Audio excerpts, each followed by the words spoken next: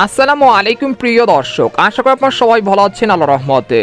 এইমাত্র পাওয়া আবহাওয়া দপ্তর থেকে আজকের সবচেয়ে গুরুত্বপূর্ণ খবর। আজ জেলায় জেলায় আসছে ঝড় বৃষ্টি। রবিবার পর্যন্ত কালবৈশাখী ঝড়ের সতর্কতা।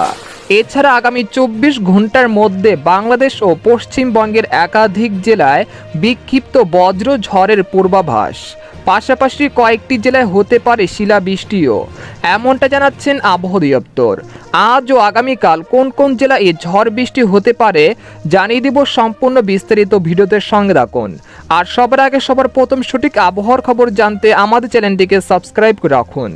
এবার জেনে নিন এক নজরে। আবহাওয়ার পূর্বাভাসে বলা হয়েছে আজ দিনের তাপমাত্রা সামান্য বাড়তে পারে, কিন্তু রাতের তাপমাত্রা কমতে পারে। একই সঙ্গে